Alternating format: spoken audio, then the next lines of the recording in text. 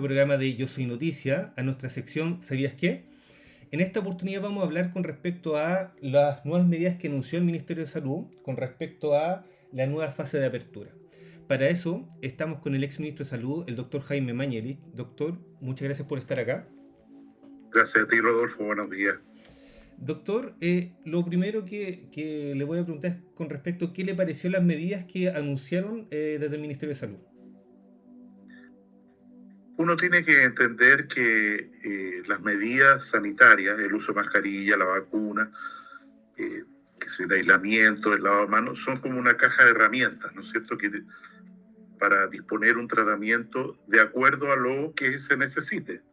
Y como todo tratamiento médico, lo que se hace como terapia tiene que ser proporcional al problema que enfrentamos. Poniendo eso como contexto, nosotros hoy día estamos posiblemente viendo la luz al final del túnel y siendo quizás factible que esta pandemia que hemos vivido por 2 años y medio y que ha representado, no sé, total sacrificio para toda la humanidad, tantas muertes, tantos enfermos, tanto daño educacional, tanto trastorno de la salud mental, efectivamente estemos en una situación en que esto ya va bajando. Y en ese sentido, hay medidas que ya no aparecen adecuadas a este contexto. La primera, que con lo que yo estoy completamente de acuerdo, es la mantención del pase de movilidad. La posibilidad de que uno vaya a un lugar cerrado incluso y dados los números de hoy, se encuentre con una persona que está contagiando, es extraordinariamente remoto. Entonces, exigirle a todo el mundo que tenga su pase de movilidad realmente es algo que ya no hace mucho sentido. En el entendido también que esta es una medida que va contra la libertad de las personas, o sea, que uno tiene que ponerla por un tiempo que ha sido muy largo, pero poner restricción a que las personas se puedan movilizar o entrar a un lugar es algo al final contrario a los derechos que están consagrados en la Constitución. Sí. Y en ese sentido, tratamientos tan agresivos tienen que durar lo menos posible, independiente que 2 años no es menos, mucho tiempo. Respecto al uso de la mascarilla, a mí me parece que también, dado el número de casos que tenemos hoy día, el mantener la obligatoriedad de la mascarilla no hace mucho sentido. Ahora, a mí me parece que allí se genera una conversación, por ejemplo, en la escuela, en las recomendaciones que estamos ya entrando a primavera, que todas las ventanas, las puertas de la sala de clase estén abiertas. Pero a lo mejor hay lugares en Chile donde hay mucho frío y tener a un niño a las 8 de la mañana, y a lo mejor es prudente que en ese lugar se acuerde entre apoderados y la comunidad educativa que van a mantener mascarilla hasta las 11 de la mañana. Estoy inventando una idea.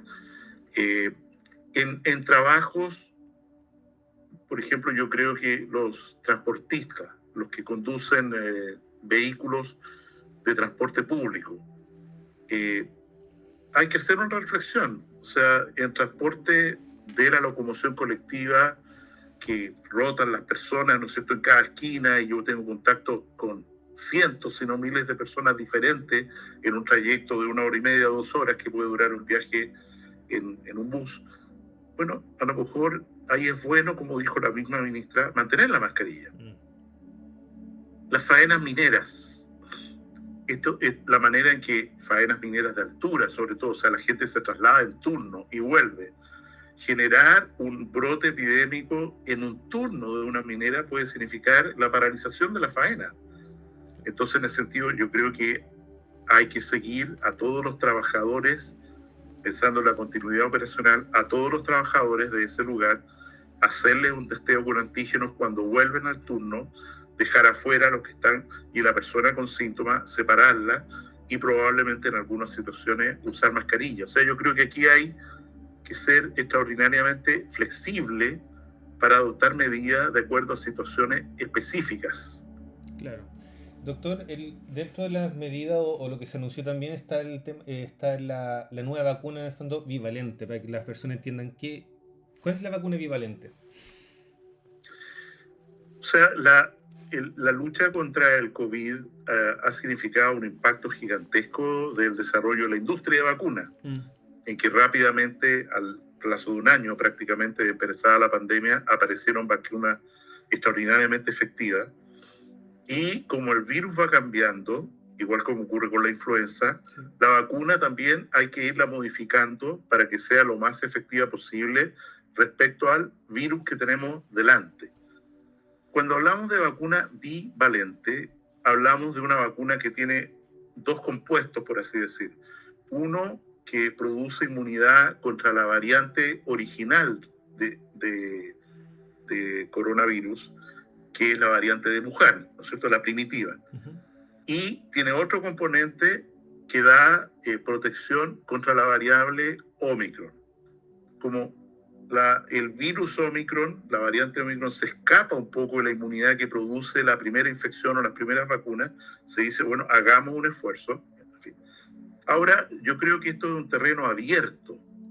A mí no me extrañaría que la industria de vacunas desarrollara en breve plazo, por ejemplo, una vacuna mixta, en la cual tú tengas en la misma vacuna la protección contra influenza y contra 1, 2, 3, 4 cepas de coronavirus que estén circulando.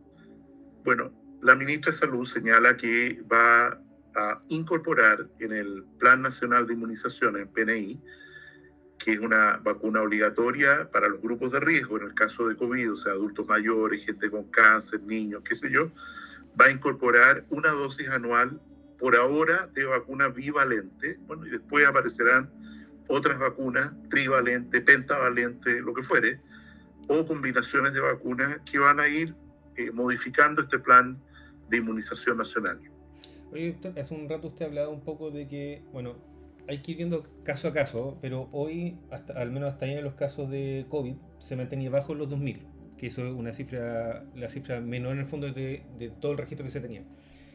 En relación a eso, si bien el uso de mascarilla ahora quedó en el fondo a voluntad de las personas, ¿qué se hace en el caso de la empresa? Porque si bien hay que estar viendo caso a caso, si hay un brote, si no hay un brote, pero es recomendable igual que se sigan usando, sobre todo en la vuelta al trabajo, sobre todo en las empresas que están ya de forma presencial 100%.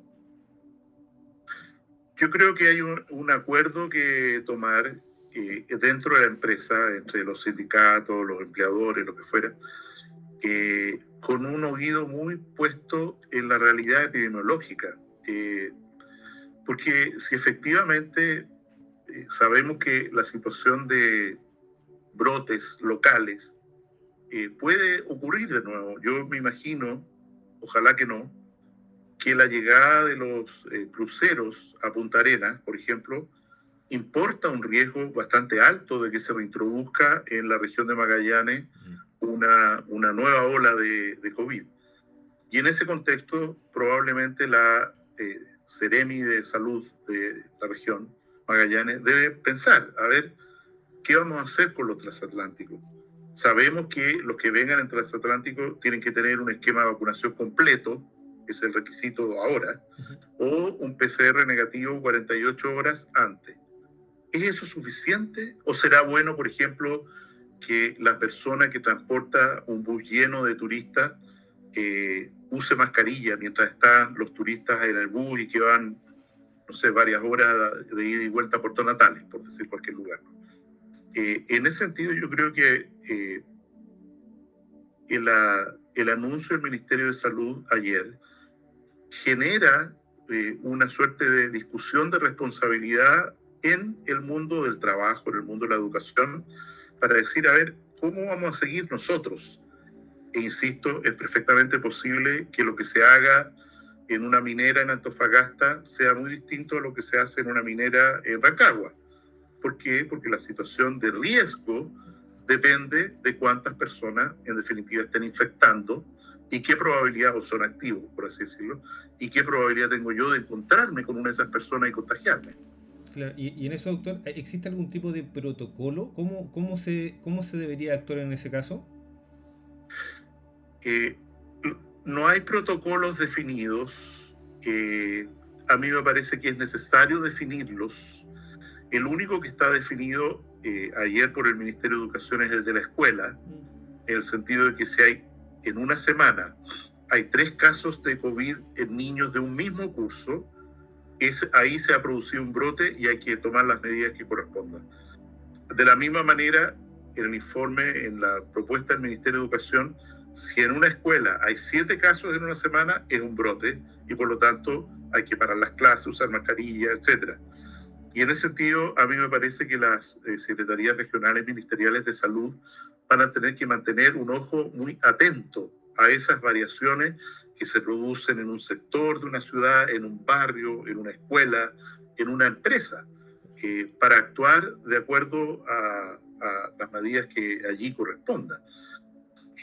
A mí me parece de absoluta prudencia, por ejemplo, a pesar que no es obligatorio, que las personas que van a visitar a un familiar, a un ser querido, a un hogar de adulto mayor, usen mascarillas de todas maneras, y probablemente estos recintos van a pedirlo a la gente que ingrese, porque tener un brote en un recinto de adultos mayores vulnerables, de los cuales varios pueden morir, sería algo bastante delicado. Doctor, ayer también la ministra hablaba de que las personas que tuvieran, por ejemplo, algún síntoma, se recomendaba usar la mascarilla, pero la mascarilla, una persona con síntomas o contagiada, ¿evita realmente, por ejemplo, contagiar a otra persona con la mascarilla? La mascarilla protege al que la usa de que no está infectado, de ser infectado por otro, y la persona que está infectando disminuye la posibilidad de contagiar a otro.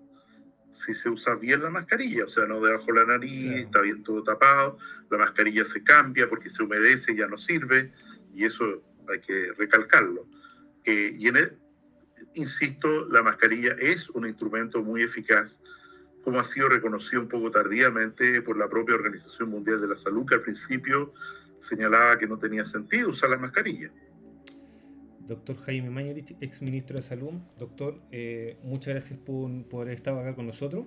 Y recordar a la gente en el fondo que acá lo importante es no bajar los brazos, porque la pandemia aún no se ha terminado.